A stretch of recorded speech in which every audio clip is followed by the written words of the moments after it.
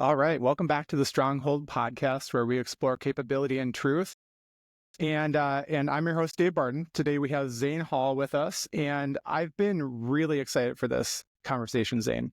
I think we got to meet, and I think we almost instantaneously bonded as friends because we have a couple of things that I know we'll get into today in common. I think maybe the order was faith. Because you attended Men's Coffee, and I said, "Who's this guy with all these interesting points?" and giving me so many like new ways to look at things, and then coffee because it's Men's Coffee, and then you brought me shortly thereafter coffee, which is if anyone wants to kind of get in close as a friend with me, bring me coffee. And then again this morning, I drove by the coffee shop. My full intention was to provide you coffee as the guest. I beat them. I was a little early. And so I texted you and you brought me coffee. So maybe that's my secret plan. And then most importantly, something I want to jump in today, and it may be the title of the podcast, but you're a fellow, I'm going to say data nerd. It's something that I embrace. Mm-hmm. So I think, yeah, that's okay. 100%. Okay. Yep. So those are three, that's right in my wheelhouse. That's the center. It doesn't stray much from those three. So I'm excited to have you on and get in the conversation today. And as I do, I kind of set up each podcast introducing my guest. And so I do a little bit of digging, find some fun facts, some interesting facts, just to kind of loosen things up a little bit. And then I'd love to have you kind of introduce yourself. I mentioned as a grandparent, I'm not going to try to get those numbers right. I know I'm in analytics, but I'm going to leave that. I'm going to leave you being the source of truth on those. Right. So just opening up. I noticed a little bit of your background, Zane. You worked with Texas Instruments. Mm-hmm. Was that the first job out of school? No, actually, my first job, I worked at Disneyland in the finance department. Okay. Yeah. So that was actually, I quickly learned that their only financial analysis was how to charge more. So I learned that I needed something more challenging and then went to TI. Okay. So, and Disneyland, native Californian, right? All my life. Yeah. Okay. And so Texas Instruments, they do more than calculators, right? We all know the. Yeah. Okay. All right. So much more than calculators. You are the author of 2 books. Oof. Well, so I want to ask, have you authored and published 2 books, or is it the one book that's sitting in front of me here? That's the only book that has been published. Okay. So my second book is coming out soon. Author of 1 published book. Yeah.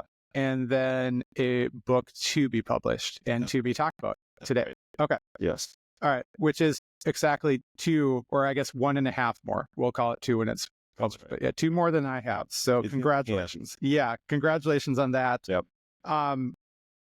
I had here that you ran an unprofitable coffee company called Partakers. Oh, wait, no, I'm sorry. A not-for-profit, but you got the beans. That's right. Yeah. Right. I mean, actually, like producing coffee was the main goal. Right. And figuring out how to sell it was not even considered. Started by giving away until friends forced me to start charging. Yeah. So, yeah. Okay. So, and it was good. It was good coffee. Partakers coffee. Still good. Still good. Yeah. But I only make it when I want to now. Okay. So, yeah. All right. I like it. It's not really a business. Again, it's personal hobby, interest, and serves a higher purpose. That's right. Okay. Yep. That's all good. All good combinations. I have that you're currently residing in something we haven't caught up. You have been in Florida. Yeah. So currently residing in Florida, permanent facility, or? We don't really have a permanent home. We're a little bit like Abraham in the wilderness, Okay. Abraham wandering. You've been called out of the where you lived, and God didn't quite tell you exactly where he's taken you. Okay. So, yeah. Okay. So, but it looks like Florida is going to be the main location. And that's so you went, just in order, California, native Californian. Did you live anywhere outside of California, really, even through? No, I went to college in the state of Washington, but that was it. Okay. No, yeah. So until last January, our entire lives were California. Okay. So West Coast to Minnesota for a while. Yeah. We love Minnesota. We have a house here, and we're very, very grateful for that. Yeah. Yeah. And then to Florida. And in Florida, it looks like it's coming up in like April. Okay. Yeah. All right. Well, great. I think besides that, as I mentioned, husband, father, son of God, fellow data nerd. Yeah. Anything else that I've left out that you'd add to introduce yourself with?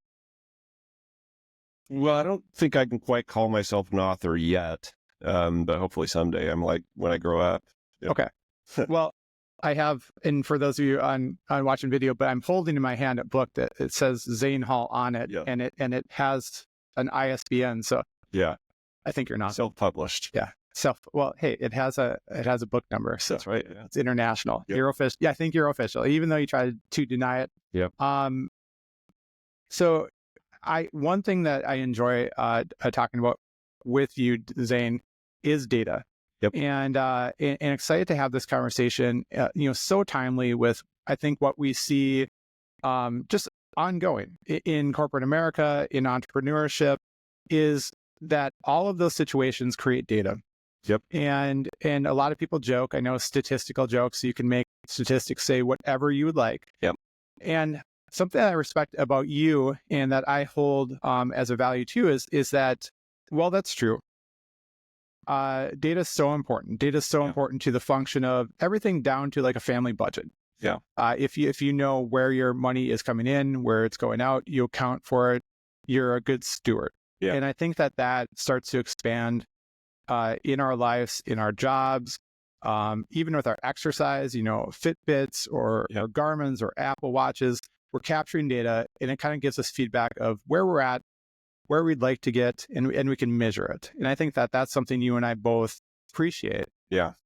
I was wondering in your career, so we'll get into that, starting with Disney, getting into Texas Instruments, getting into semiconductors on the West Coast. How did you start to get around data and know that was something for you? Because you said I actually started in finance as well. And then I like the numbers behind it, not necessarily the dollars. Yeah. How did I get interested in it? How did I come to realize that was kind of the thing that I did right now? I don't think I knew it at the time. But looking back, it seems, maybe I'm a product of the work too, but, I think like you, I'm just simply an analytic thinker. I just think analytically. I think in the abstract about things.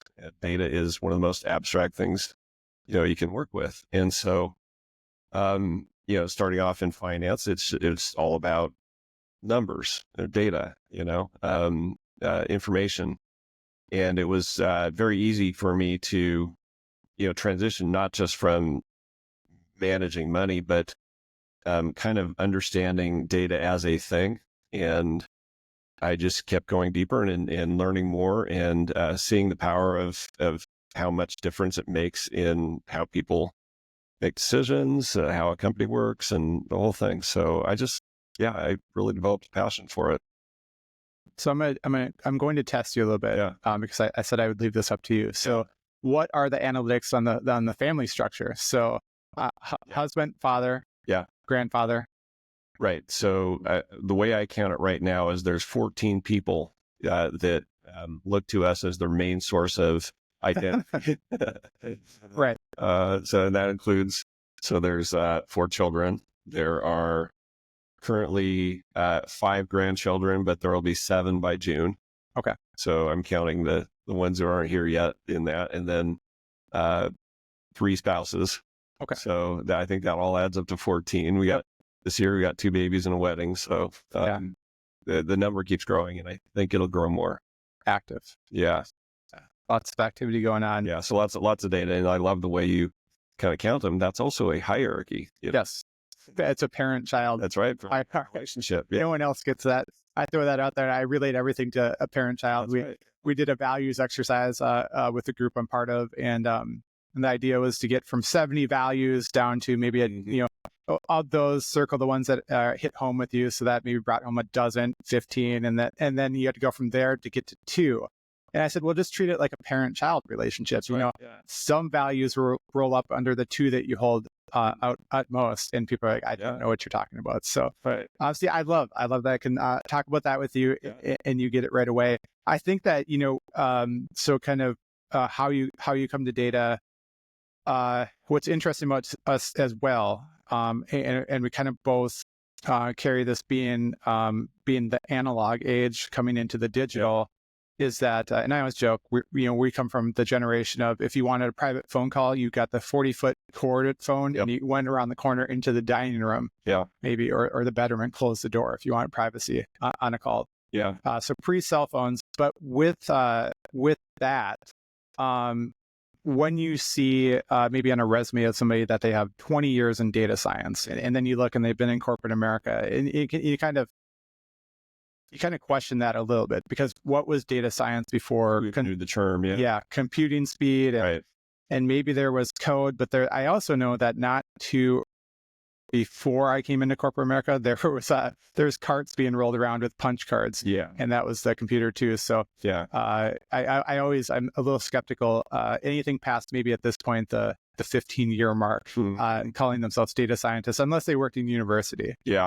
So 15 years is a good number.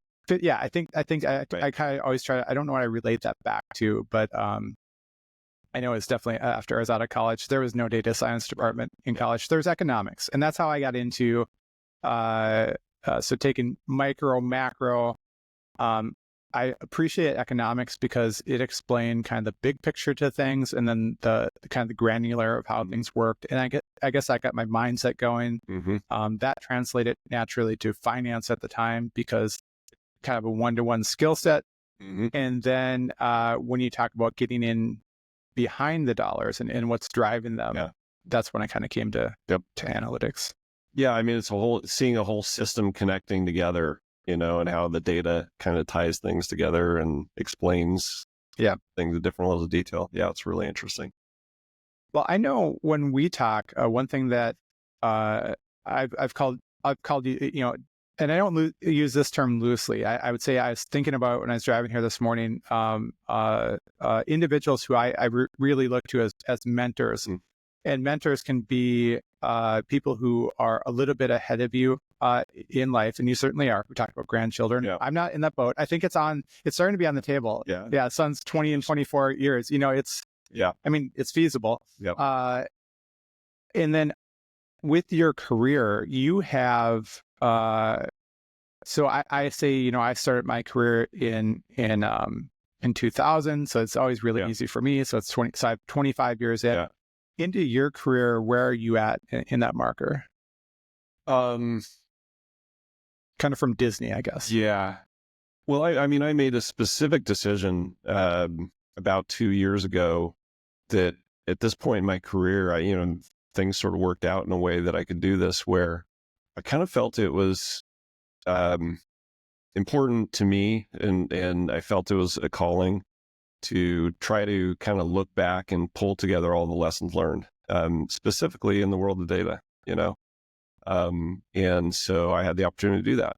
And I mean, it's just a once in a lifetime chance, but to sit down and kind of reflect on it and pull it all together and kind of look back, because like what you described, there's so many changes that happened in the world, but into technology and data point, what a kind of a subtext to describe it all through, So, and I had a unique chair at the table on that, So, So a lot of people will, I think what's unique though, and maybe why you're trailblazing, is when we've talked about, and I think maybe it's the combination of faith and analytics, is that you and I both have had conversations about how we manage a team, how we manage individuals, how we manage analysts, how we kind of unearth, their unique value that they bring to the equation of a larger team, how we kind of bolster what they're good at and put challenges in front of them to develop them professionally. That, unfortunately, I think is not always maybe consistent amongst leadership. How did you look at that? Like, as you kind of, you obviously came up as an analyst, you start to go through the experiences. You had probably valuable leadership, probably had questionable leadership, and everything in between. How did that shape you into the leader that you become in the data space? Because when you talk about your writing, which I want to get into, especially with your newest book, being kind of a consolidation of learnings, the chapters that I've had the benefit to look into is really addressing like how to engage the team or where to position them, and then their importance in an organization. Oh, goodness. I think I'll probably start by, because, your question kind of about the lessons learned through that, I'll kind of start there. I'd say that the value of the team wasn't something that was always obvious to me. And try to keep this little story somewhat contained here. It could go any direction, but as an analyst, all I really cared about, and as a manager, as I grew up in that space, all I cared about was just the accomplishment, and when I started working at Broadcom was a startup, and the internet was just becoming a thing, and Broadcom was literally driving the internet revolution. The hardware that made the high-speed data work at your home was entirely being developed by the company I worked at, and so I was deeply involved in those products and projects and stuff, and so that was, pretty heady, I guess you'd say. And so the power of that success, was very much my success. And I kind of saw the team as, and that was the spirit of the company, that was encouraged, to the accomplishment. And if somebody wasn't, kind of thinking about the team, if somebody wasn't contributing, then they weren't that important. So, the focus was find a team that helps me be successful. Right. And the people who did well enjoyed their jobs a lot. People that were struggling or didn't quite fit in didn't really. So that was the way that I thought about things. I saw my faith as something I added on, not something that and I guess I just hadn't seen how that should change the way I think about my team. Right. Anyway, I would have a situation, and this, again, I mean, lots of success technically, lots of success, and the success of the company, the projects that I advised and managed, and the people I supported were like super valuable. But I was in a situation where I was my performance was rated very, very high, but my employees rated me very low, or at least half of it did, Yep. And so that situation, continued probably till, 2010 or so. So I was 20 years into my career before that dawned on me, and so that, but it did, and thankfully the Lord exposed that to me, humbled me a lot, when I started recognizing that disconnect. It was just a clear disconnect that everybody saw except me, So what, that's interesting. And I think that is also could be encouraging for anybody that is listening to this and maybe hasn't made that connection, young leadership, people in roles, people who are even, I joked in a prior podcast, so many people that you work with, I think the word authenticity is lost in them. And what that has come to mean for me is that, the Dave that I am at home, the Dave that I am at church, in my community, I used to come to work and it'd have to be, I felt that it would have to be a different version to fit into that environment because there was scrutiny. I was judged on my performance. I was judged on my words and how I handled different situations. Yeah. When I came into kind of a place of authenticity where I could be my most sincere self, what I found is I was being placed into places where that fit, where I could lead with my most authentic self, and that there's a lot of value. Yeah. So young leaders who maybe haven't had that connection, you said there was that kind of like a moment of clarity or realization that there was a disconnect there. what was that for you? Like, how did that come about? Because you said 20 some years, and the encouragement for people should be that it's never too late. Like, if you're far down the road, like you could turn a corner. So. Gosh, I mean, you can't operate forever without something breaking down, you know. I think it was kind of funny because, not funny, but there was some irony in the story.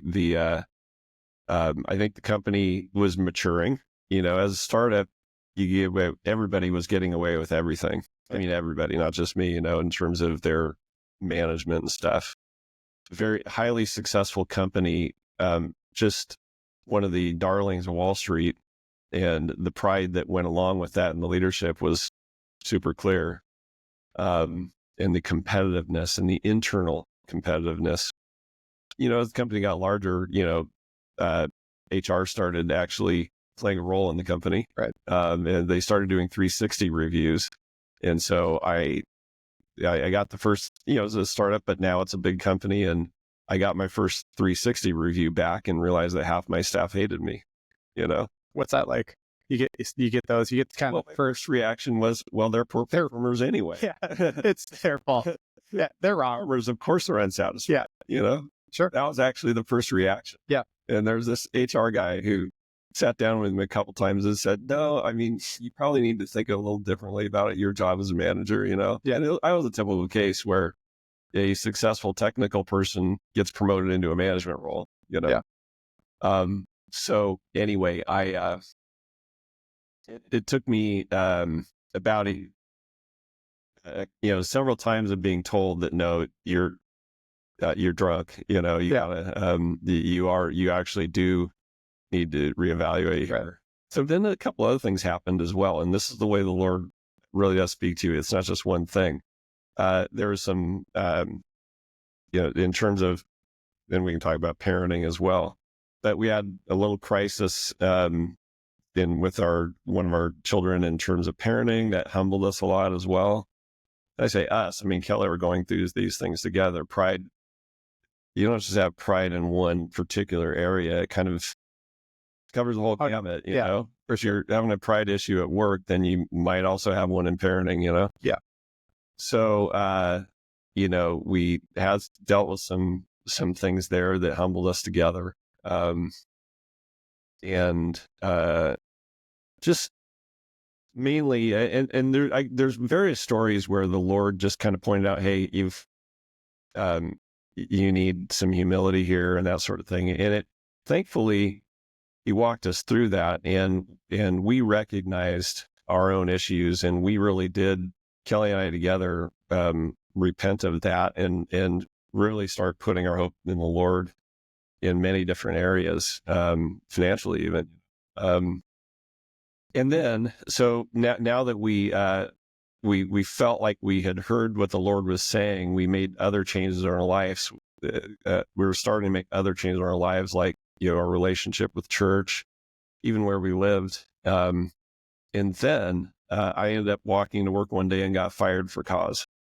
And that was unexpected. That's right. But what had happened was, so like the Lord showed us that we needed to change. We heard Him, but then, like a year or two later, the axe falls, and what that stemmed from was, I had unintentionally disclosed some financial information several years earlier, because I was talking to a friend, and basically it came from, I wasn't like trying to share financial information. I just unintentionally did, because I was bragging about success of my company. Right. It just kind of came out, and it somehow that was discovered because I was actually involved in forensics with the company, and so I was subject to forensics as a forensics person. Right. And so that was totally unexpected, and the Lord really changed our lives from that point on. It was we already knew that the Lord was in control of everything at that point. And at that point, it was like, okay, Lord, what do you got coming next? And so it changed our lives entirely. And I was suddenly, I got a job offer very quickly. We were suddenly I was suddenly working at a company, another semiconductor company in Silicon Valley.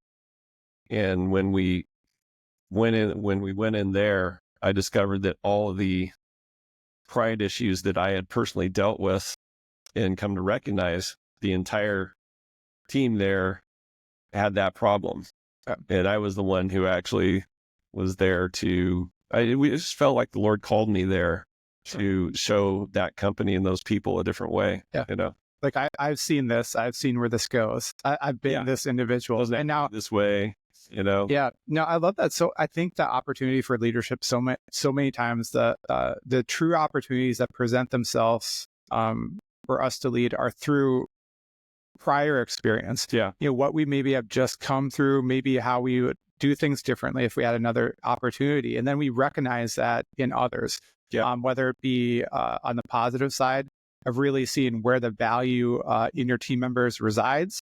Whether it be those that maybe aren't, as you mentioned, like, well, it must be them. They're poor performers if they have a problem with me. But really, the realism is that they do have potential. So if that's fostered, and then also, I want to ask, I want to back up a little bit. So when you had that opportunity, you get the 360 review. Also, you start to get feedback of Zane, high performer, right in the front of all the success.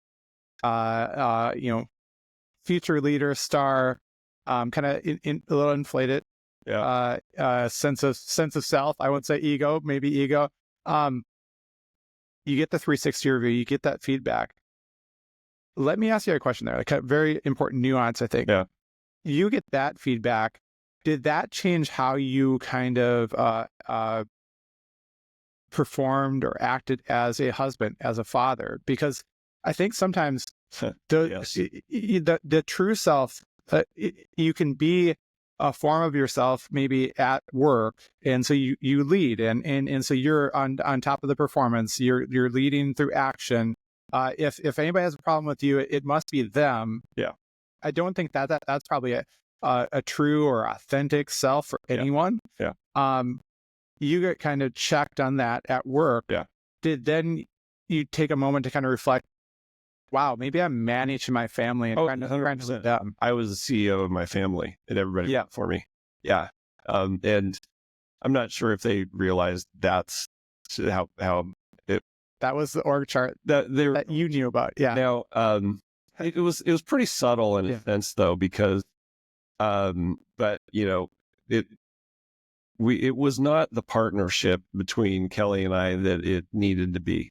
And that was something that absolutely changed at the same time. We realized that, that we really were, one, that we were one, and that it wasn't, I regarded her role, but also her wisdom as entirely complementary to me, and not something that things changed entirely in terms of how we worked through things together and related to each other. And from that point on, it truly, we're in this together. And just in terms of closeness, intimacy, growing together, that just all changed at the same time. And it's amazing how when the Lord humbles you in one area, if you let it, it's not just one area, it's you entirely. Yeah. Affects everything. So, recognizing his grace, 100% of that changed our marriage. Yeah. I asked that because I know I've experienced that. I know I see that. I really appreciate seeing that in leadership, because I think when you are presented with what you think is truth, or what you think is your authentic self, and there's kind of a little bit of hole in the armor that's exposed, or a little bit of tarnish, and you address that, you start to see. And so I love that you said that with Kelly, that you came to realize that what she brought as a mother, as a wife, was complementary. Yeah. And I like that, because if you take that back to the corporate setting, the teams that I have are not people where I lead with my skill set, I provide all the direction, and then they fall in line if we all want to be successful.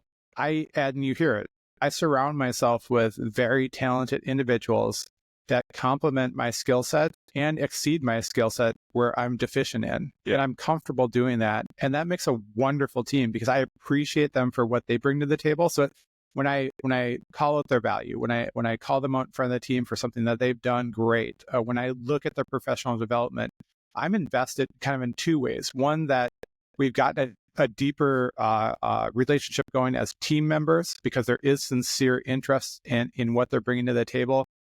But I also see that their development is essential because I can't, especially the more people you lead, you can't get your arms around everything. So you have to have a very successful team that complements your deficiencies. Yeah.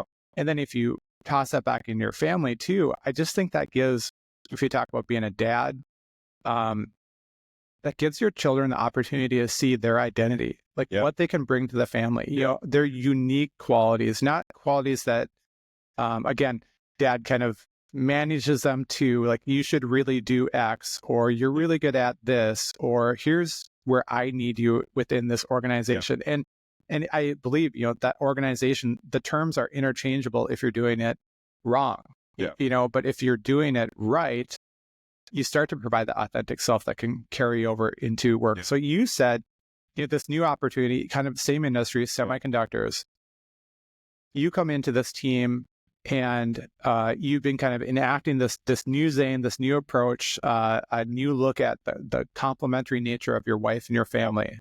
And so you come into a group and they're doing it. They're a bunch of old Zanes. So how do you change, how do you start to change a culture and call that out? Because self-assessment is, when you turn a mirror around on people, it can get sketchy. It's not the kind of thing you can change with a project, you know, and the same with your family. It takes, people can see right through it. Your kids can see right through you if you are, when they know that you know, what they do is really just, you know, done to build your parents up or something like that. That your parents value you for what you do, not who you are, you know? Yeah. It's the same with a team, you know, the people on the team, you can tell them you care all you want, but if you don't actually care, then they don't believe you, you know, they just know.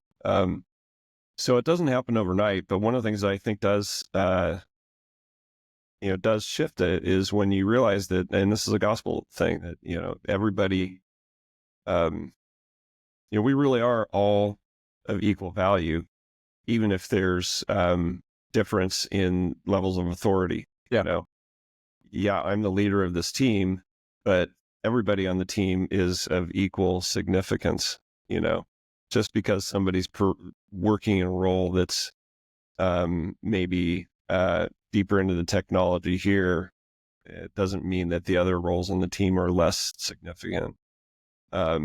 You know, so, and that's, especially in the data team, it's such a technical area and it's such a broad ranging thing that nobody can really pretend to be the expert in everything. So when people realize that on your team that you really do, that they really are all that significant to you, even though they recognize where they fit in, it really fosters teamwork. You know, people realize that you know, that your significance doesn't depend on just how much experience you have or how much technical knowledge you have, but you're a valued member of the team, and that your boss really actually does care and is working for your success, not their own success.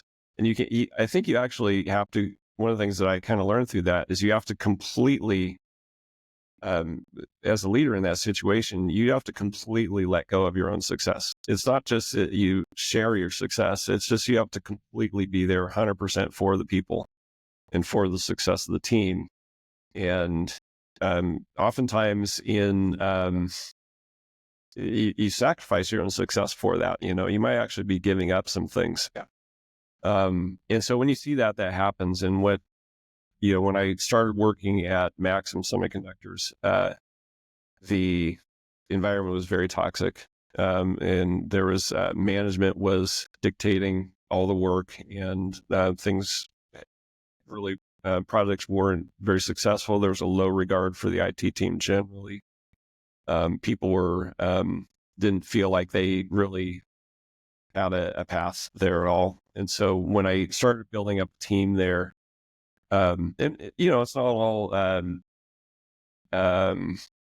I mean, there are a lot of decisions to make. I inherited a team and I had to work through who stayed and who had to go and stuff. But how you work through that said a lot to the people, how you make judgments about people's value and performance to the team, and how you go about executing that really speaks a lot,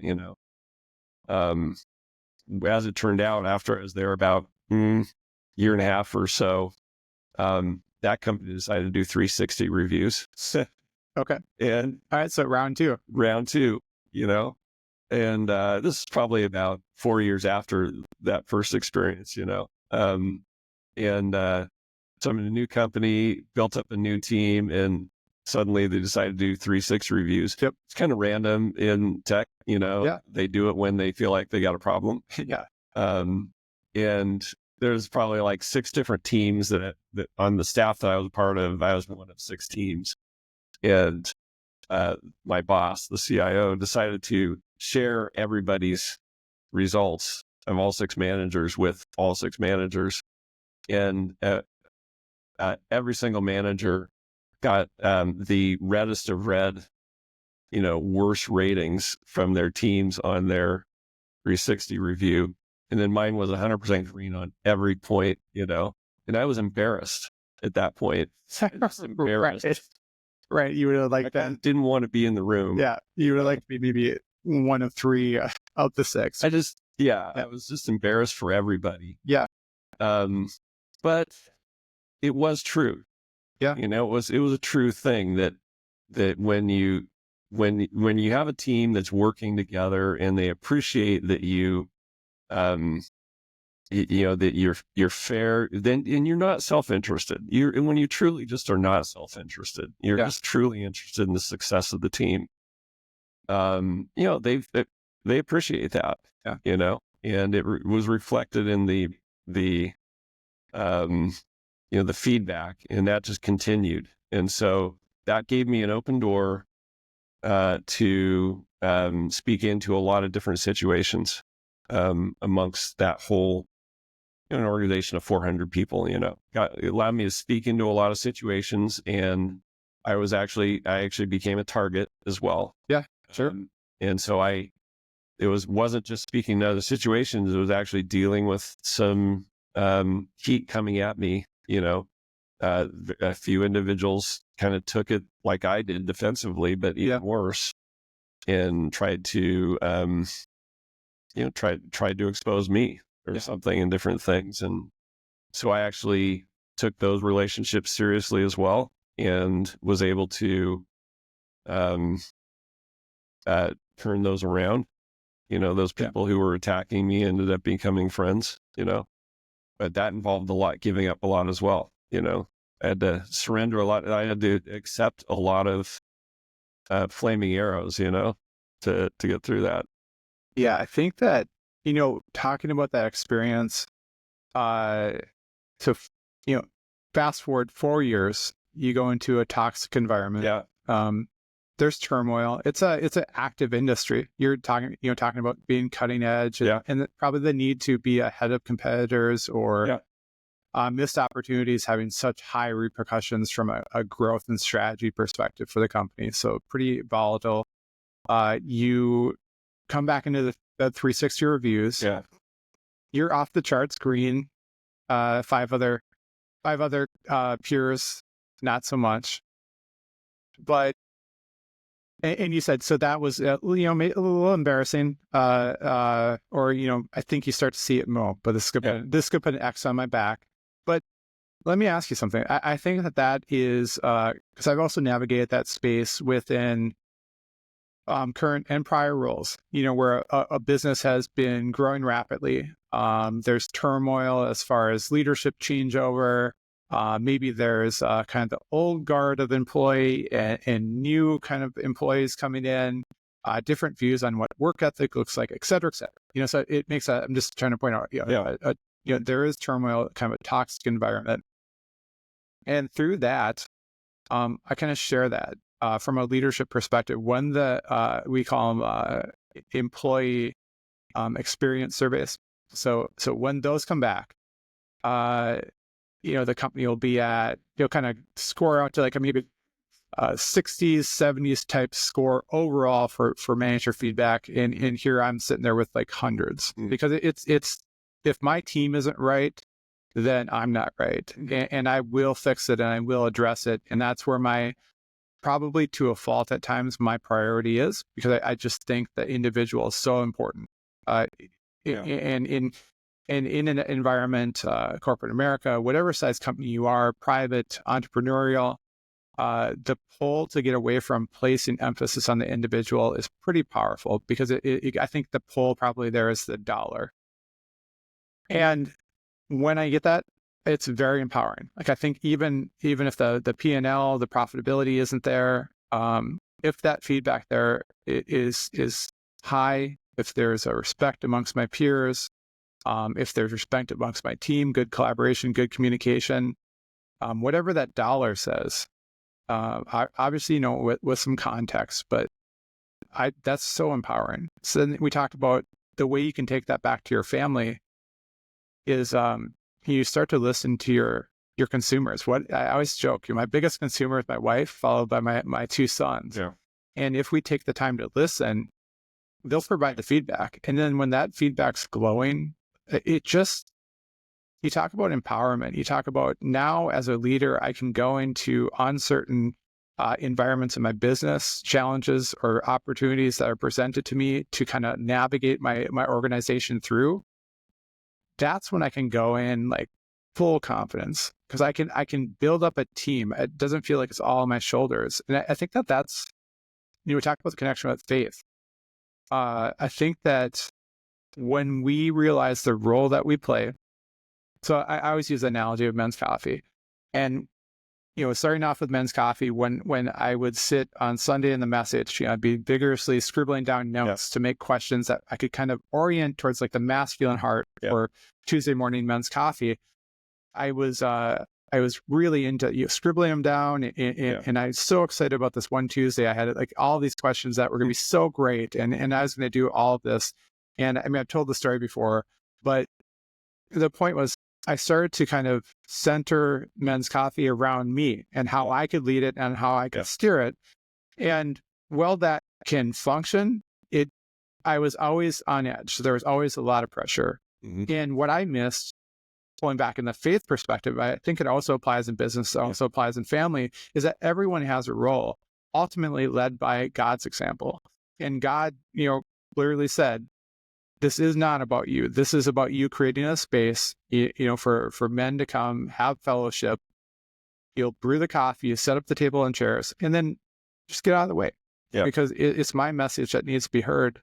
And while that can be a control struggle, as someone who wants to lead things and in analytical, I think if we're guilty of one thing, maybe we're trying to control everything or measure everything. It's so freeing and so empowering to know that if I fulfill that role, I've done my part, and that I can fill in, God's going to fill in the rest.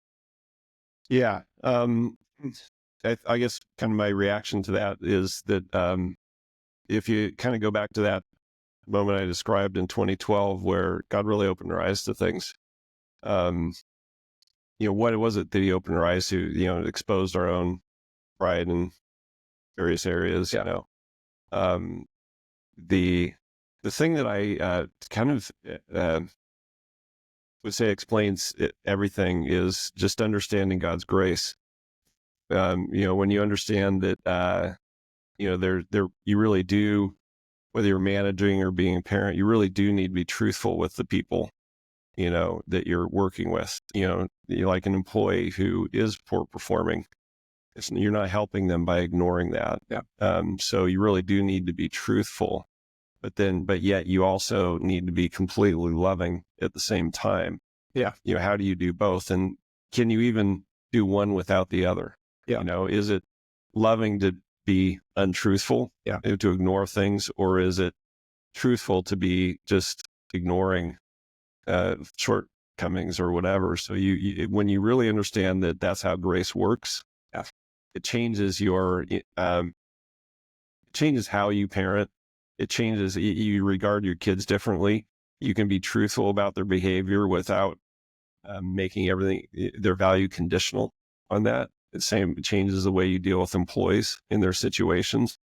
I did have employees after that. I mean, it wasn't all green forever after that, because I did have employees who, I had to be truthful about their performance, and they didn't like that. Yeah.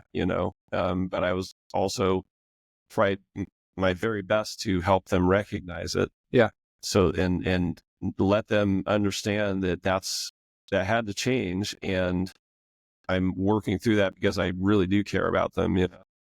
I mean, it takes a lot more thought and effort and a lot more sacrifice in the cost of the grace giver. Yeah. Now, if that is not a picture that Jesus gave us, right. That it cost him something. It absolutely cost him, obviously. Yeah. But that's what it takes, and it's true with parenting. It's true with your work there.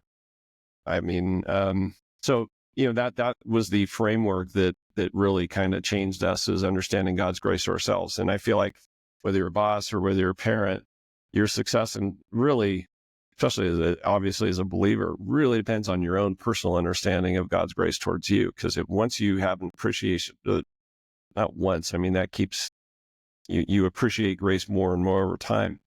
But as you appreciate that, then that's what transforms your parenting and stuff, because it changed you. Yeah. So yeah, that's kind of the trajectory. It was more of a trajectory change, at that time, I guess. Yeah. I love that you brought that up too, because I didn't know how to put this into the introduction, and I was wondering if this was yours, because we talked about it briefly. Yeah.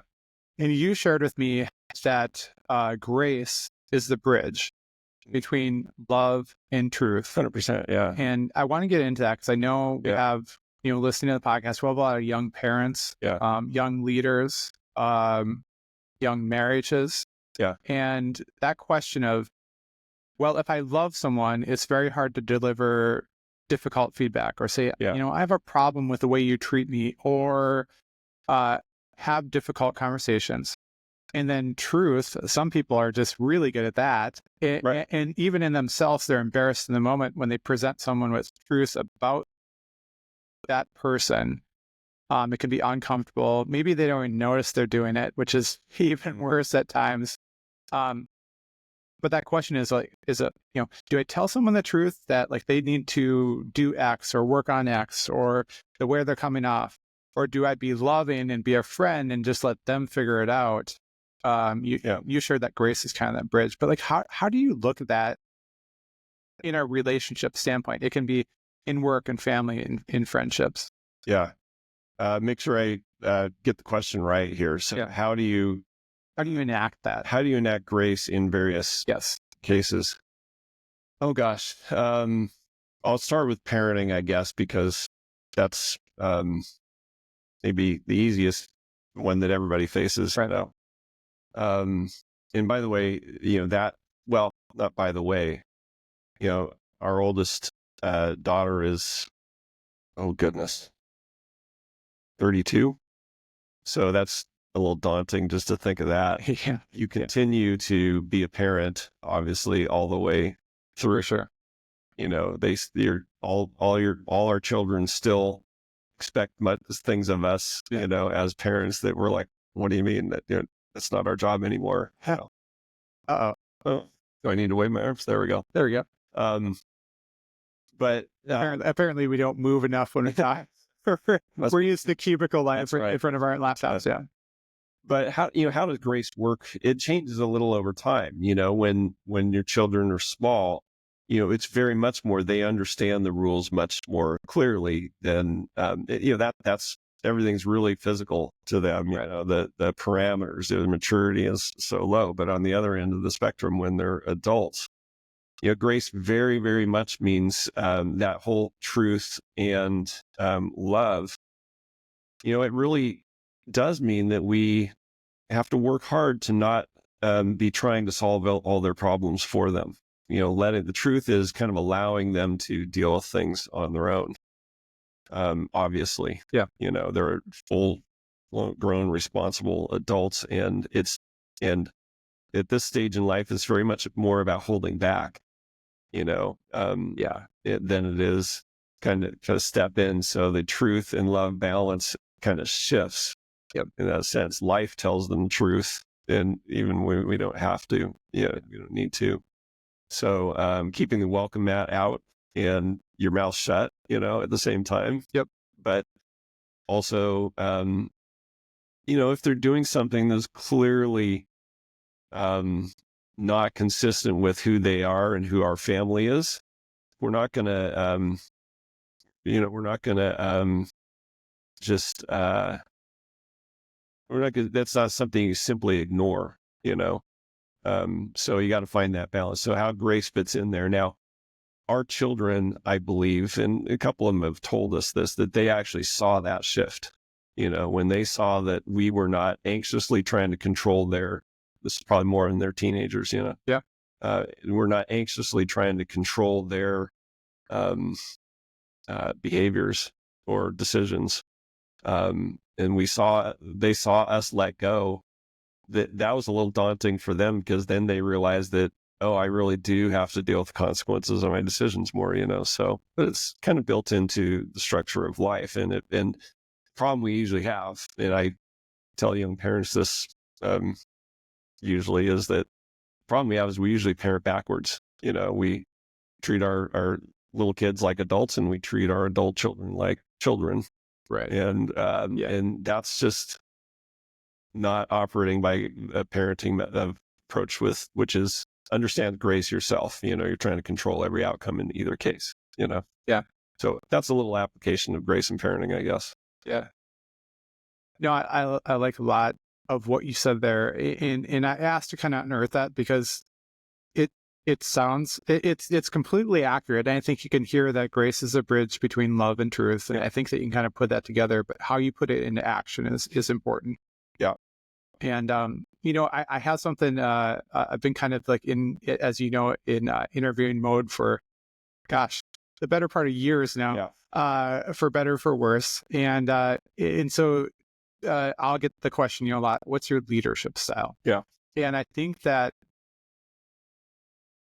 when you're being your authentic self, so the answers I bring now, and maybe that's a problem, maybe I should just not be my authentic self. I'm joking, of course, but it'd go a lot better.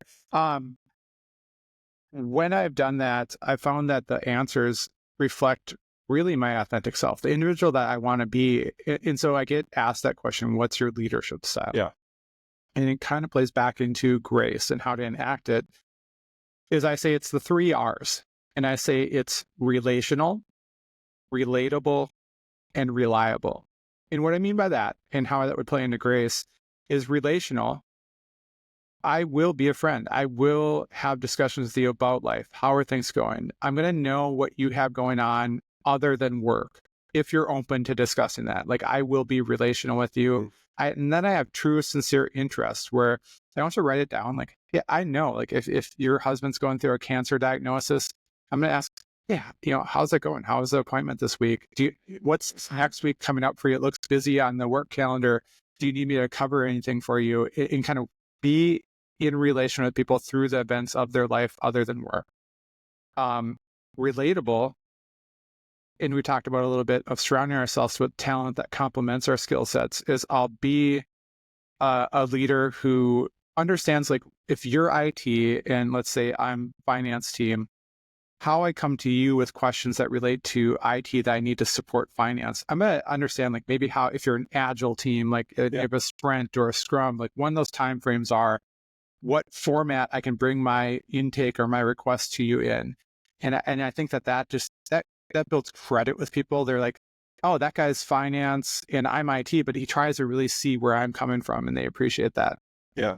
And then reliable. And I think that is a parent so important. I always say my wife and I's 2 biggest keys to parenting is presence. We're present. When our children need us, there's never been a doubt in their mind that we'll be there for them. And that we have been, and we've demonstrated that. And then I guess the other with parenting is that our vision for our futures are very, very similar, but not getting off the point. In that situation, to enact grace, it buys credit. And I think you talked about that when you when you receive those scores, going back to, that 360 review, and they're green, that starts to give you credit across your organization to speak out and to move everyone forward and to come out of this toxic environment. And to also, you had received that grace. You had received the real low scoring. You had made some corrections, and then you came back into a position of leadership and presented with another opportunity that really mimicked a chance to solidify that skill set and that discipline in your mind as a leader, but also to bring people out of something that you really see that's not the course they want to go. That didn't best develop them. So with that, that was kind of the relatable nature. You're obviously a very relational guy. You're really easy to talk to. You're a father, at this point, a grandfather. And then, you talked about being there and how you are there for your children, how you're there for your organization. So that's what I would say. Like if you're trying to bring out grace, so obviously you don't want to just tell your team they're the greatest, lean towards like the love and not call out, professional development opportunities in your children. You don't want to just say, oh, well, it was the coach's fault or it was the teacher's way that they looked at you and they're wrong and you're right. Yeah. That doesn't foster anything great. Sometimes the truth has to be given, but I find that navigating that middle space between truth and love, those are some qualities that help. Yeah. I mean, one of the things that I think happens when you understand is, and it's I'm speaking not just to managing a team, but of the work itself, is when you understand that grace is the basis for kind of every decision you make and how you regard yourself and how you go about relating to your team and that sort of thing. There's this thing that I like to call the freedom of self-forgetfulness. When you recognize that you're ultimately in rebellion to God, but ultimately loved, that just suddenly there's a no limit to God's love for you, because it has to be, because there was almost no limit to your rebellion against him. You sort of realize that you have to completely let go. And there's a lot of freedom in that. And when you sort of go into a workplace and people start realizing that you don't care about, you're not there for your own accomplishment. You can actually dedicate yourself completely to the work, and you're not making decisions based on the outcomes. You just want to do a good job, And when you have a relationship with somebody like a peer, perhaps, who doesn't understand that and sees you as competition, it takes a long time for them to realize that, no, they can actually trust you. You're not competing with them. You're actually there for them. Right. You're willing to give up anything to help them. It's not just your people who report to you, but it's also your peers. That's actually where the relationships probably get the most interesting or complicated, when you have peers that you have to work with, and that happens at any level. But when they realize that, when those relationships, I'll call them the horizontal relationships, when they realize that, no, all you care about is their success. Right. And then there's the vertical relationships above you too. When they realize that all you care about is their success, I mean, it transforms relationship in every direction. Yeah. But there's a freedom in when you understand grace, or you can sort of let go of the outcomes and care just about the work, and that's very much you talked about presence. It allows you to be completely present. Absolutely. I mean, you always have to work through, what else do I need to let go of, Right.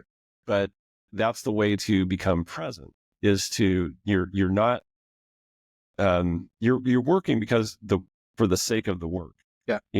Not what it gets you. Now that's hard to do, because you are there to earn a salary. Right. It does get you a salary, but even that you need to let go of, because God is the provider. That's right.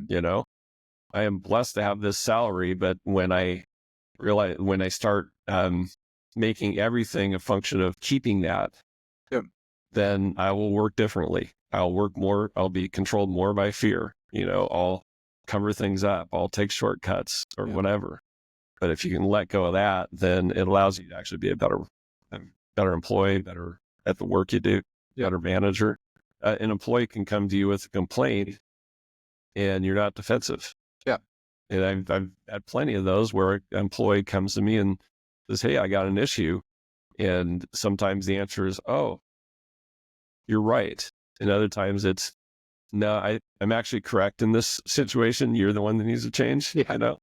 So it allows you to be you can hear things much more clearly when you've let go of everything that's related to the outcomes of those things, I guess.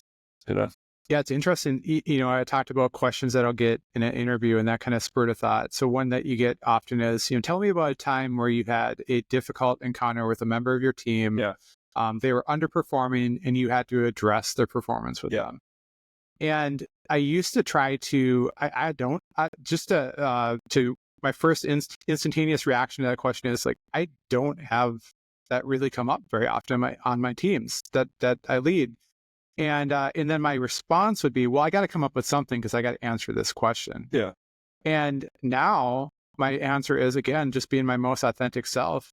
I say, if it comes to a situation where a member of my team is underperforming and I have to address that with like a performance review, I failed as a leader because there's warning signs, there's indications, there's smoke before the fire often with those individuals. That means I wasn't close enough with them. I mean, can there be a true underperforming employee? Sure. If someone just shuts down, maybe they have had a bad experience, maybe they're dealing with something in life and it just kind of turns the corner. But I really haven't come across that.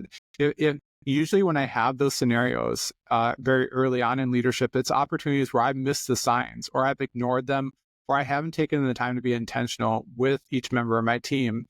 Because if you stay close with people and you see what their value is, you want to enhance that. And then when you, like you said, you set up aside like your gain as a leader and you just have the best like intentions for the company and the individuals on your team, then you're looking for opportunities for them to improve. And you're also monitoring like, are they satisfied with role? Are they participating in meetings? How is their work? Are they meeting their deadlines? Like I said, there's smoke before there's a fire. Yeah. And so now, I turn around and I'll give that answer in an interview setting.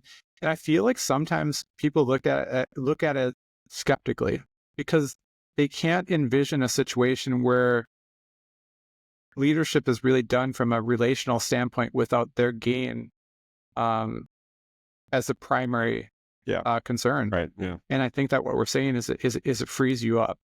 And so you're going through, and I love this arc because it leads into your writing and it leads into your book and why I'm interested to really see the finished product, why I feel really blessed to have previewed a few chapters and when you're taking it, because you're taking, I guess, for lack of a better term, a blueprint for leadership in data, a blueprint for how to manage and work with data, a blueprint for how to excel in being our participant in a data environment. I think it's very all-encompassing. But what I want to do by kind of drawing out your experience, Zane, is to give credibility. And what I mean by that is I love reading. And so when I look at in nonfiction, fiction, whatever it is, it runs the gamut. When I read nonfiction, especially from a business leader, as important as their success is, so I'll just throw out, maybe Mark Cuban as a leader. It's one that comes to mind. Had very early success in his career by, I think, taking radio to internet and basically being online radio was, I think, one of his biggest endeavors very early on in his career. As important as that is in my mindset to have a high amount of success so that you can say, I've navigated through this space to a high level of success. Right behind that, I want to hear the challenges. Have you been in the trenches? Have you encountered failure?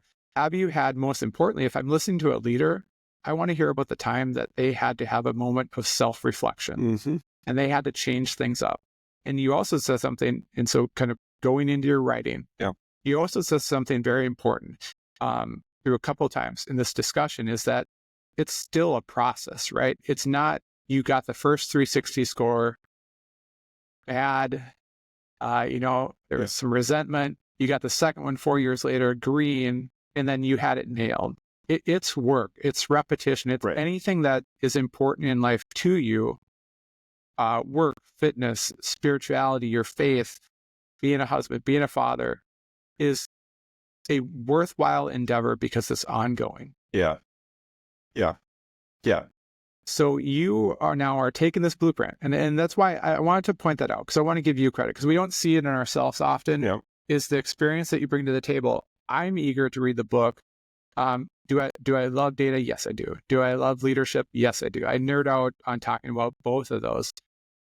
But I think what you're putting together is backed by that credit. You built up credibility with me, through sharing your experience, being transparent. Yeah. And I just, if any leaders are listening to this, young leaders, fathers, wives,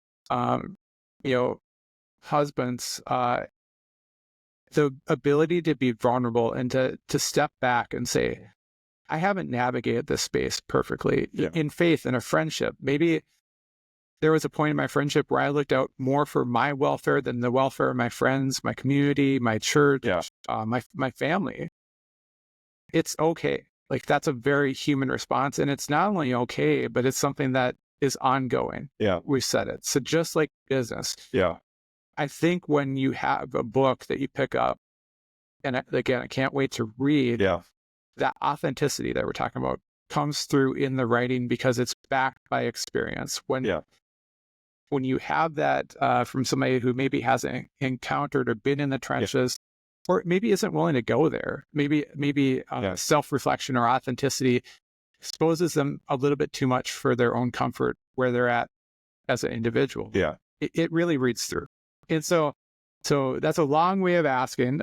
So you've got a book that I'd love for you to kind of talk about that you've been compiling, and I've kind of been from afar understanding how intense putting together and published a book is. I had no idea. But as we sit here today, we're at January 2025. Yeah. Where are you at in that process? And then maybe just like backing up. Why did you feel to write a second book? Because I got your first one in front of me. It's official. You are an author. Well, if anybody thinks they ought to write a book, my first piece of advice was don't do it. Because it's a terrible idea. But you talk about authenticity. That's actually one of the hardest challenges of writing is making it be in a real expression of your own self, and that's not easy. That's a craft. It doesn't come. It's not a natural thing. It's easy to say I want to do this, but I'll tell you what. After a couple of years of doing this, I can spot in a heartbeat something that somebody has wrote versus something AI has done.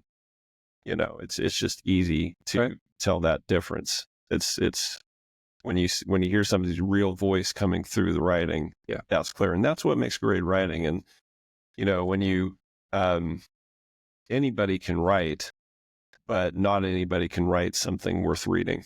And what you said really is kind of the difference maker. Is it does it have a voice? Does it sound? And when people pick up something I've written and they say it sounds like you're talking to me, like, okay, that's the lane I want to be in. And so when you talk about experience, all that kind of thing, it takes a lot of work to kind of dig down a little bit and find out what is that kind of that real lesson learned here that I want to express. So that's why it's such an effort. So where are we in the publishing? I guess. Well, maybe I'll go with that. I sat down, I wrote the book. It took me about. The book is the title that I started with is completely different than when it ended. Yeah. So just from that point, you have to appreciate that. Just figure out what I wanted to say in the book is something that got figured out along the way.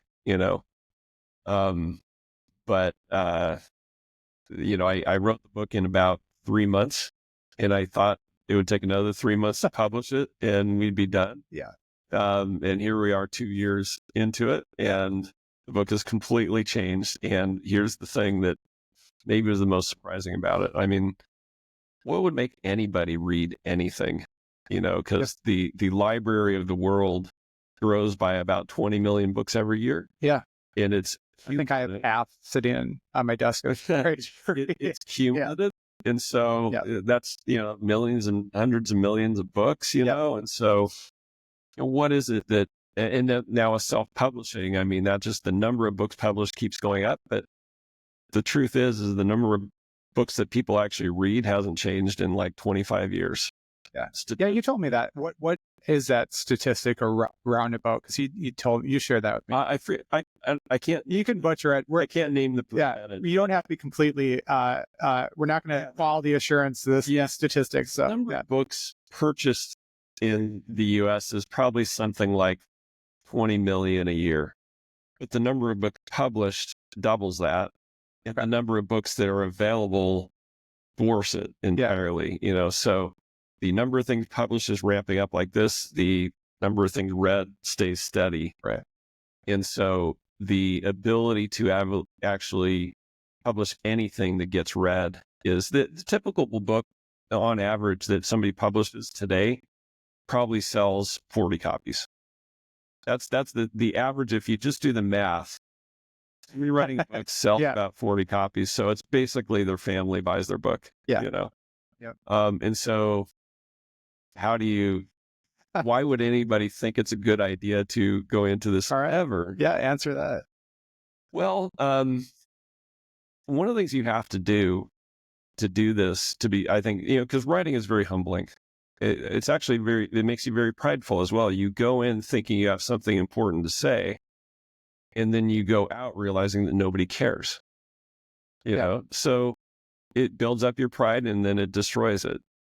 So you have to, if you recognize that up front, it changes the way you write. You write simply to help people. If all you care about is writing something good to help people, it's going to be a longer path. It's going to take a lot more work. And probably most importantly, why writing humbles you is because you have to get really good at accepting feedback. You have to 100% know how to listen to somebody critique you. And it's hard to find people that care enough to give you quality feedback, Your wife probably isn't the best one to get feedback from. Right. But if you can find somebody who does, so in my process, I actually have editors sitting down telling me they're not telling me I'm a terrible writer. But, not so many words. But there's this phrase in very professionally, they're telling you. Yeah, there's this phrase in publishing that's well known among writers. It's well known among writers that editors are there to kill your babies. Yeah. That's the actual phrase they use. Yeah. I'm going to kill some of your babies, Yeah.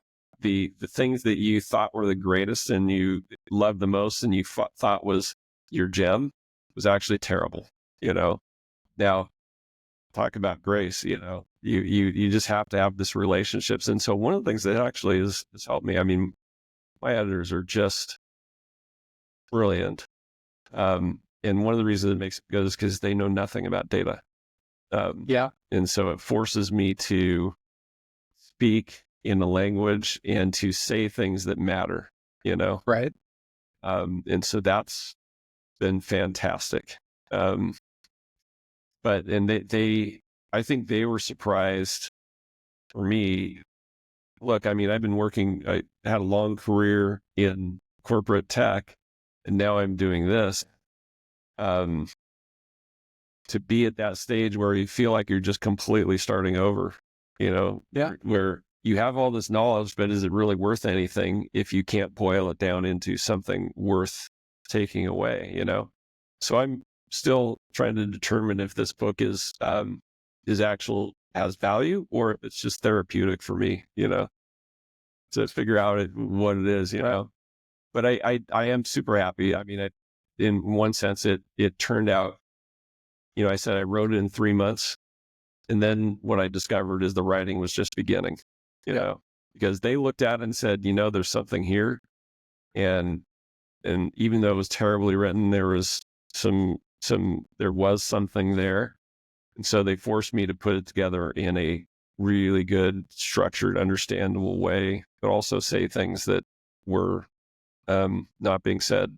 I mean, one of the things you have to ask is like, why am I writing this? Is like, one of the first things you do is say, is this already been done? And you have to cross a lot of bridges like that. You know, should I even be doing this? And when you've tied your life decisions to it, the stakes get a little higher. Yeah. So then you have to ask the Lord every day, hey, you know, what have you got me doing here? You know? Yeah. Well, I wonder, you said a couple of things in there that I want to touch on. One, you're kind of asking, you know, is it needed? And as I mentioned, I was excited to have you on because I think that if we just maybe say that the space of data, just being really broad, really being general, there's a lot of like dark, just absorbing like approaches to data, you know, whether it be guided by misunderstanding, whether it be guided by, like, as we say, you know, the need to make statistics say something that's beneficial towards a purpose. And so, so the tenets of this podcast are exploring truth and capability. Yeah. And maybe I'm a big data nerd, but I love data because there are truths, like there are, you know, insights, trends, you know, formulas, code, when organized, and when informed, they result in truthful outcomes. Like it is kind of a 0-1 output, a black, white output. Yeah. It is wrong. It is right. Yep. It is maybe sometimes in between, but I love that about data. And so, does your book have purpose, or is it needed? I would say certainly, because and here's why. Within that darkness, whether it be the data environment, whether it be our faith, when you can bring light to a circumstance, and like you said, maybe that's 40 friends and relatives that buy your book, but maybe one of them is turned on to the fact of either personal interests or the way they approach leadership or the way that they bridge. Because I think, again, your personality, your authenticity will come through in your writing. Maybe they see that grace is that bridge between love and truth in a leadership capacity, in a data environment capacity. They bleed over. They're beneficial. They're not mutually exclusive. Yeah. I think that's worth it.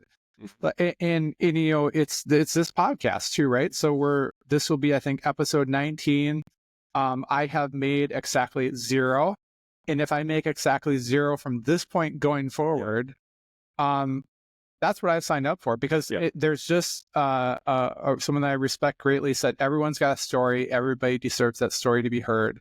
And if it's nothing else, then I get to sit here with Zane today. Yeah. You share your story. I feel like the Lord is speaking through you, because there comes a point, and when we started about writing, it was a point for you, Zane, where what they're excited about, that's part of their story that's active and in process comes through. Yeah. I feel like I'm sitting here listening to you, God speaking through you, and that true value that you're starting to unearth in yourself through revision, through edits, through your baby being, you know, tossed out, and someone lending constructive criticism. You're growing, but you're seeking excitement. So is your book valued? I'll answer that for you. Yeah. Even if I'm the only one who buys a copy, I don't know where that lands with like your budget. Well, I will purchase what I bought. And I just say I bought this one off Amazon. So I think roundabout you probably got. I got about 40 on that one. Okay. Well, I'll come back to that if you want to. But I've learned so much about writing, and you know, this was a labor of love. This book here, completely different topic, but you know, one of the things I realized as I write this is that my whole goal is to create value. You know, and that is the goal. I mean, I think there really is value in this space, and I wouldn't have proceeded with it the way I have if I didn't. I'm not writing this to with any other purpose than to create value and to help people. That's the only goal. Yeah. Happy to give it up if it doesn't feel like it's going to hit that spot. But one of the things about data that I do think there is a need for, like you've said, you know, there's lots of technical writing on it, lots of writing out there that is just kind of riding a wave, of like writing a book because people topical, like trying to hit that note where like everybody's talking about AI, and people have this fear of missing out. And so they will go buy that book. Yeah. I'm not trying to do that. And I'm not trying to be technical. But there's this case where and this affects so many people in work, corporate America, but in all aspects of life, but I'm focused on corporate life where, what is data? Data is something that, it's true. Data is something that does reflect reality, but it's not the entire truth. I mean, one of the facts about data is there's always more out there. There will always be more data. And so if you understand it and manage it with the humility that you appreciate that the data is true, but it's not the whole truth, it's going to change the way you think about things. And so I'm focused on data as how it helps with decisions, how to connect data to decisions. Yeah. Data can make people full of pride and think they know it all. It can overwhelm and people can completely dismiss it. But when you look at decision making as a corporate entity, it actually has the ability to bring unity. When you can align the way, when people start thinking together and stop just disagreeing constantly on every minutia of the detail, if you can get things flowing, if you can get data flowing the right way as a data architect, I have a huge influence on that. I have an influence on the way people think. The structure of decisions matters. Yep. If you've read Nicholas Carr, or several other writers on the structure of decisions, Nudge, for example, the architecture of the data really does matter and really does influence the unity of a company. It makes people's work life more, gives it more integrity, more continuity, less conflict, and that sort of thing. So I really do think you can use data to bring unity in some sense, or alignment at least. Yeah. Unity and alignment are maybe slightly different, but similar things, But, people can disagree, but at least they know what they disagree about, right. Yeah, they're informed, but they're disagreeing to being informed. People can have different points of view on stuff. If everything's ambiguous, then if you disagree, then you always got some ground but to it's stand. very much this soul and spirit thing that you like to talk about, capability and stuff. I mean, the relationship between kind of what are the realities on the ground and, how we should regard them, navigating that space. Now, data is just a reflection of reality. It's not a thing. You can't even weigh it. What even is it? I worked my whole career in something that you can't touch. Yeah. And that's a little humbling right there, because and this is kind of where I'm right now. If you spent 35 years working in something you can't touch, you end your career with no skills. Yes. You can't even, painting your house is like at the kind of the entry level, I'm glad you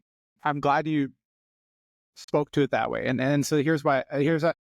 So I think that you talked about creating value through this process. Yeah. We had a message at church a couple of weekends ago talking about, in Genesis, the first thing that God's referred to is the creator.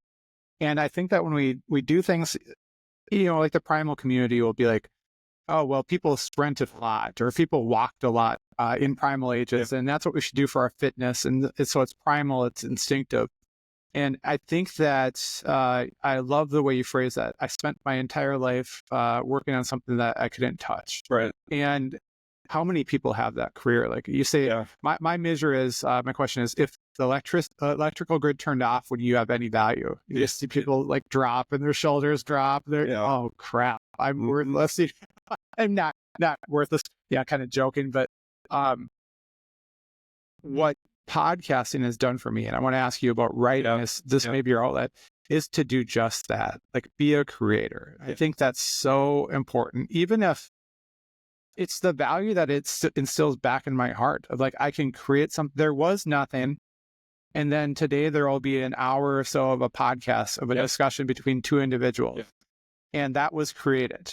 And I helped facilitate that. And that ability to create, and now it's something tangible. It's like an artifact out there. I did a podcast with my two sons, and I just love the fact that like, wow, I can look back now when they were 2024 and how did they think and how did they communicate and what were they looking forward to and what was life like then?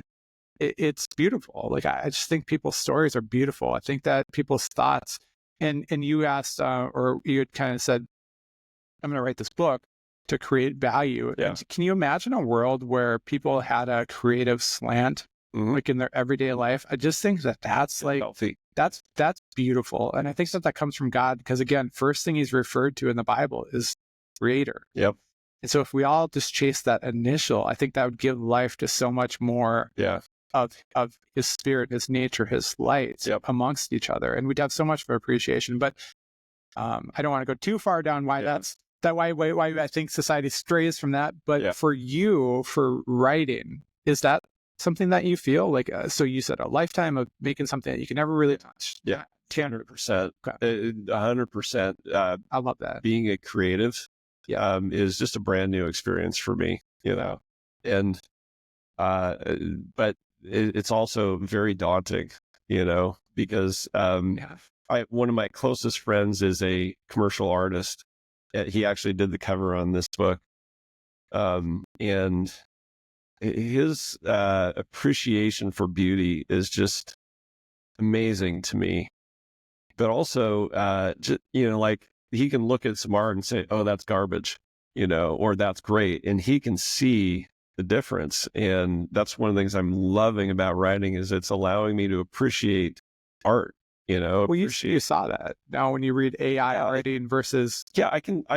Okay. Yeah. Much more easily. I've been a reader for a long time. So, when you read great novels or something like that, you can appreciate that. But actually, when you try to do it yourself, you appreciate even more how great writing is. Yes. But also it helps you realize how much bad writing there is out there. There's a lot of terrible stuff out there. And what's even more humbling about it is somebody can just go write about their cat on LinkedIn and get like 10,000 views. Yeah. They just something about their cat, and I spend a week putting in 500 words together, and nobody cares. There's a viral TikTok this week, 2.5 million views of this lady went to the bathroom and her two young sons got into the urn of their grandfather and smeared it all over themselves. The mom then vacuumed grandpa up. And not knowing what it was, and then realized that she had vacuumed grandpa up, and I got 2.5 million views. I'm like, why am I doing this? Why am I? So if you focus, so great for us, right? Therapeutic. If you focus on the analytics, well, I might as well just close this laptop and turn off these things, because that's not where the satisfaction is going to be derived. 100%. And I think that really does tie into our earlier discussion about like, we actually, when you can let go of it and just invest in value, you're not chasing clicks, that kind of thing. It does bring you some peace. It just helps you relax and really put your effort into that value and stuff. But it also prepares you for the long haul. You just got a lot to learn. I learn things every week about writing still. So, So maybe we talk a little bit about that.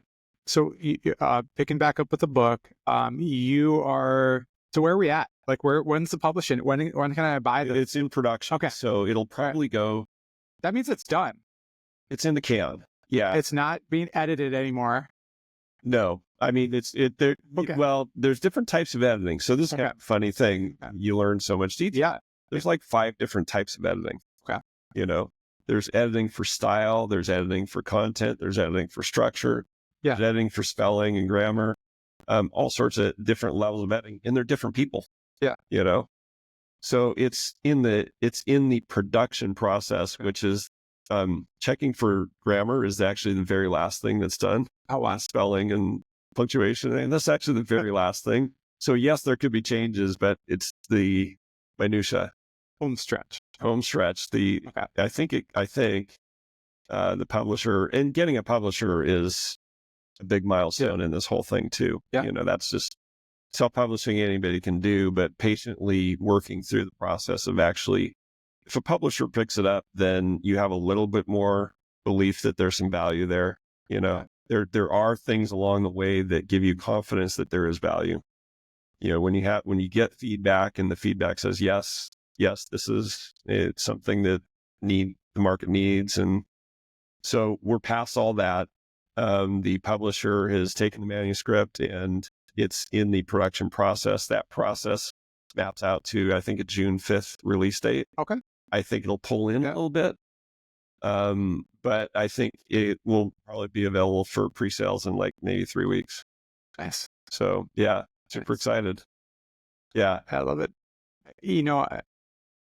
I really like where your mindset's at. You said so many things that I can relate with, and that's why we always get along when we talk. The numbers, if you're driven by the numbers. So I have some of the contents on YouTube now. And so I do YouTube shorts, and then I can put the shorts on like Instagram and stuff. And that's been really good. I mean, I think that's just gotten some really, so if you talk for an hour, hour and a half, 30 minutes, there's some points that you really just want people to hear. Ultimately, if you boil it down and disseminate the message, there's 5 portions of that discussion you want people to hear. So the shorts are great. And the temptation there is you look on YouTube, in some shorts, you'll be like, oh, this one's phenomenal. I love it. It's tagged, like just hits the heart of what I want to communicate, and it gets like 17 views. Right. And then some just odd short, again, to like, a TikTok video or something will get, 500, 1,000 views, and it'll just take off. And you'll be like, that was so just like surface level. Yeah. So you can't look at that. But I love the way that you approach it. You're creating in also another space in a medium that people might be interested in getting into, and that's Substack. So what's your experience with Substack? Yeah. Is that creating fodder for future writing, or like what's that experience like? Yeah. That's a cool space. Yeah. Substack is a really interesting space that I didn't know anything about until maybe last summer. But I think people care more about a little bit more long form writing now, not just the clickbait stuff. People are maybe ready to move beyond the 2-sentence tweets or whatever. Yeah. So Substack is a writer's platform, and it's made for writers to publish and get their work, develop an audience for their work. So one of the things you have to do when you're writing a book is today it works in reverse. So you might think in an old model where you write a great book and people flock to it. And then writing the book makes you famous or something like that. It works the opposite today. Barack Obama, anything he writes will get published, will sell 20 million books, right. But that's because he has an audience. Jeremiah, who has an audience of 1,500 people here already, could write a book and he'll sell maybe 1,500 copies. Yeah. So the audience, you have to develop the audience first and then write to that audience. And it's not as bad as it sounds, because it actually helps you serve the audience better. You have to learn what the audience needs, speak to that, and bring value to that point. And so what I'm doing with Substack is essentially developing the audience. I'm hearing things. I do a little consulting, and what I hear through consulting, I tend to write to those things. The 10 Commandments of data is a funny thing, because I had a consulting client who, I spent several weeks like talking through, all sorts of strategies with them. And I realized that they're agreeing with everything, but not really getting it at all. And all they needed was some rules, So I just put up on a slide 10 Commandments of data, and suddenly the whole room was like enraptured by these 10 commandments. As soon as you give somebody some absolutes, suddenly they have to think. Yeah. And so that's where that came from. I would put it out. And so they were like, oh, everything that I wrote that I thought was amazing here isn't really resonating. This is. And so I kind of shifted and focused on that, because it was just a great way to communicate value. and to share some things that people could really understand. So finding out what resonates, Substack allows you to do that. That's cool. Yeah, kind of what hits, maybe where interest resides, what people are responding to, what maybe the need is. Right. Yeah. Yeah. I mean, I posted something, this hasn't come out in Substack, but I made a LinkedIn post about team, managing a team and shaping teams and that sort of thing. And I was super surprised because got tons of reaction from that. Got a few phone calls and able to help a few people on some things and stuff. So yeah, you get a little surprised, you know. But the commitment is on Substack is you're committed to that audience.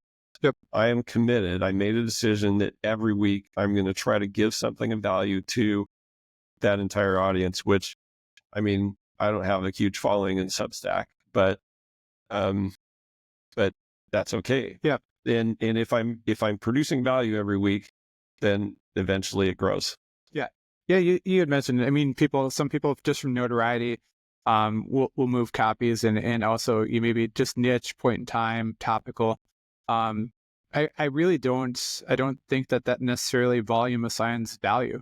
Yeah. Again, right. I think if I know you're very similar to me, and I'm always like, well, if I can change one person's life, through the content that I create, and so far that individual has been me. And I think that affects them, then mission accomplished, Yeah, it's good enough. Yeah.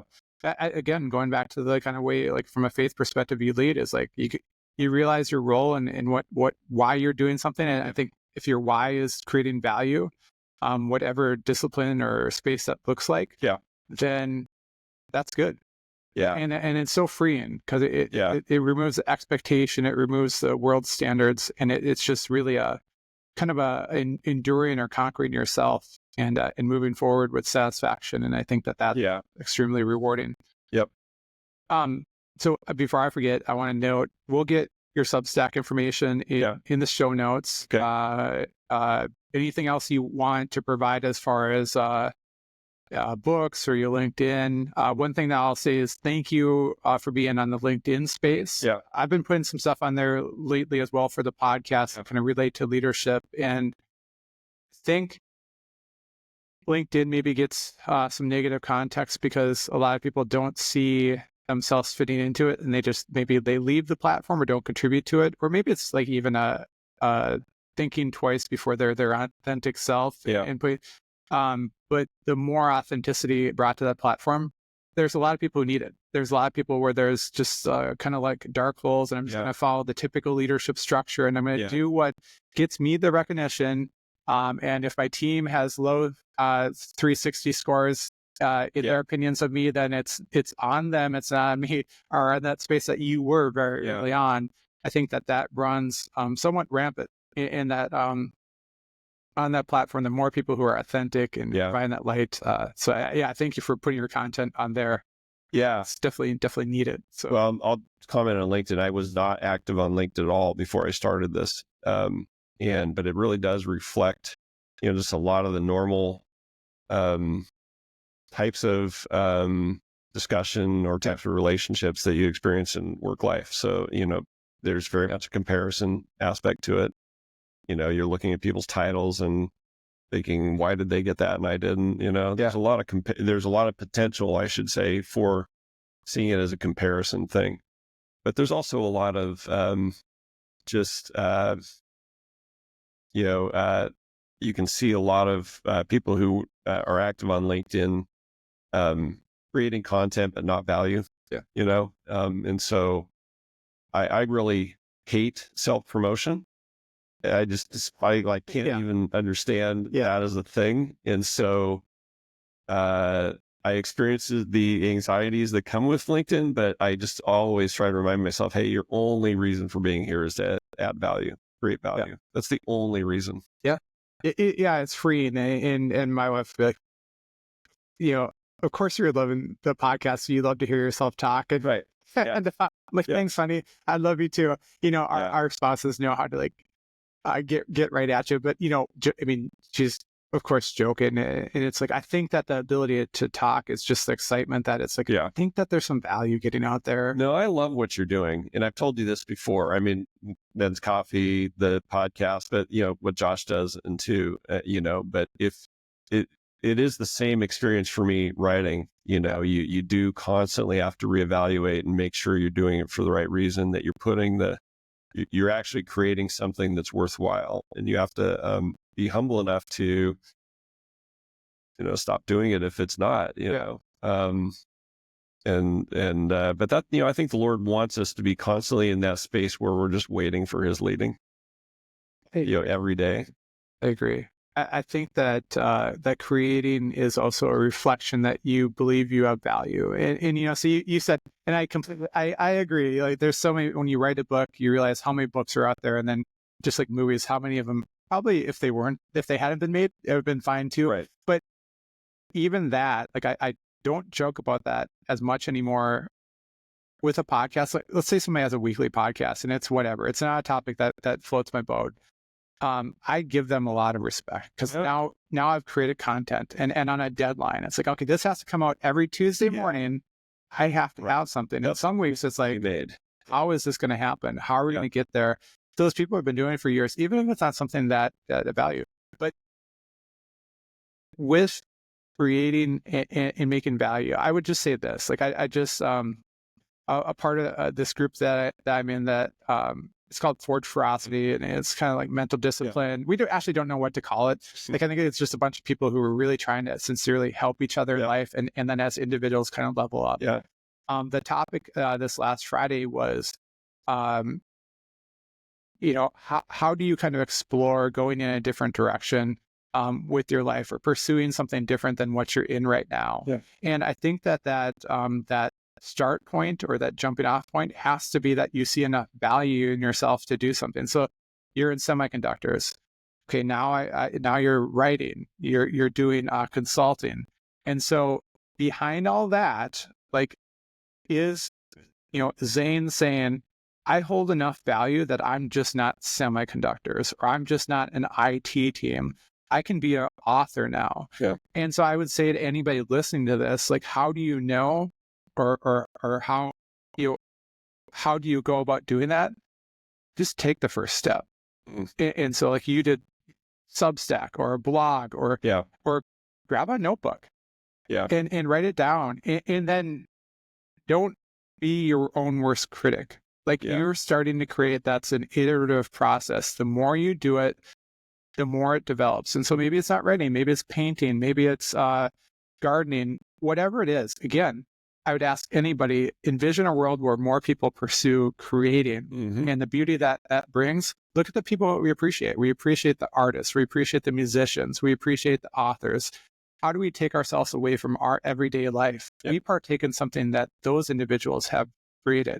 Yeah. And look at what that creates for us when we get that, nice summer day in the hammock or whatever, and we go read, for 2 hours straight.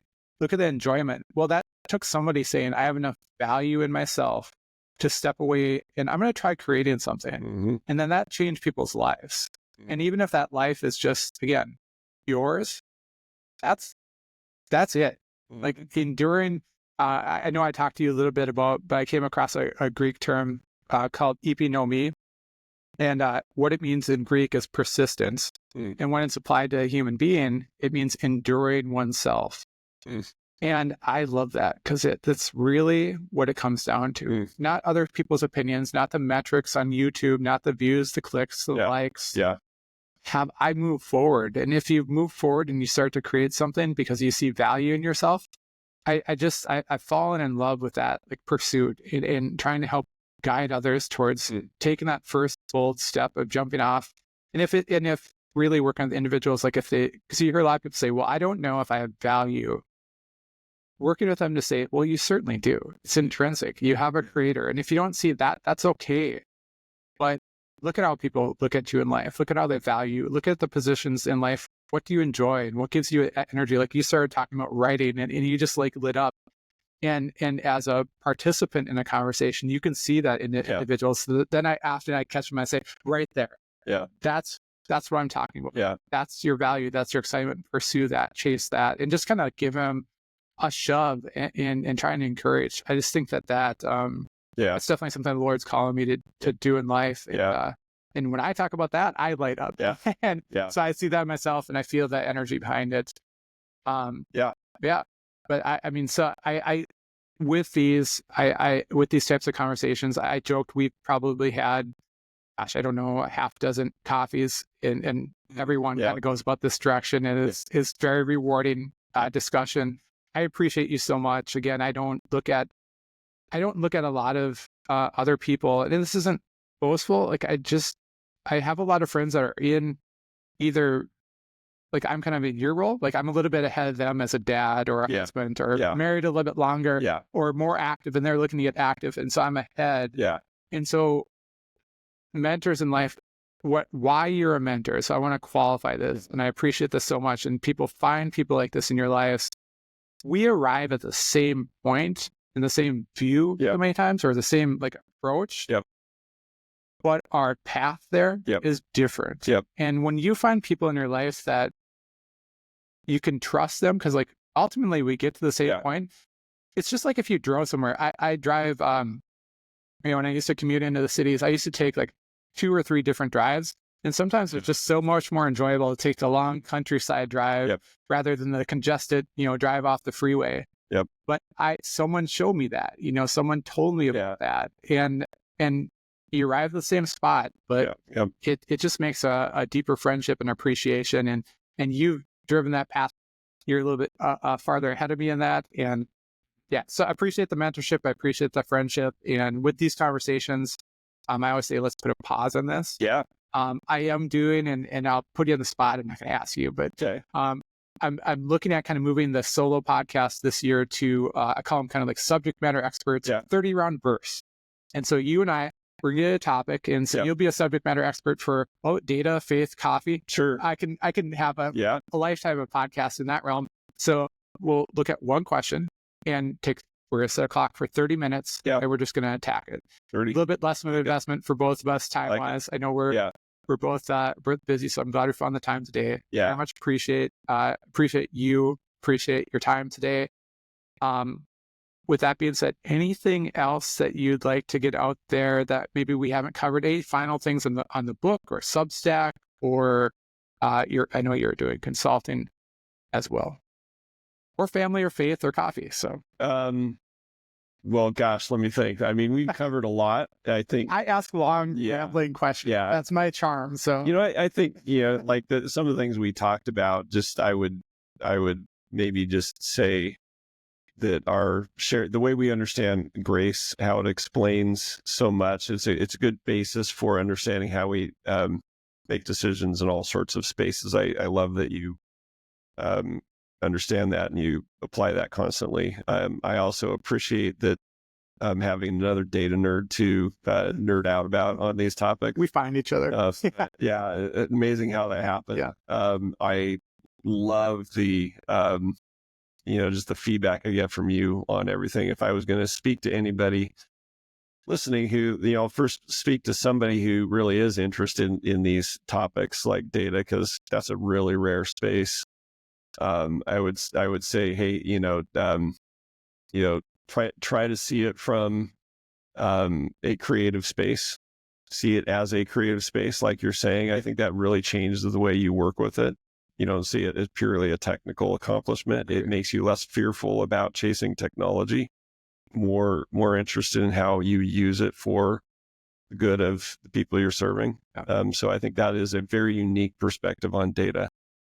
For people who don't know a thing about data and really don't care, I assure you that it does matter. But I think the same things that apply in all different spaces of life, parenting, marriage, other relationships, church or whatever, some of the things that form your gospel-centered perspective apply in all those areas. So, and I do think just your own understanding of God's grace really changes how you interact in all those spaces. No, that's awesome. Good way to wrap it up. And just again, appreciate your authenticity, appreciate your friendship. And so once again, thank you for joining me and Zane today and listening into the Stronghold podcast. Thanks, Dave. Thank you.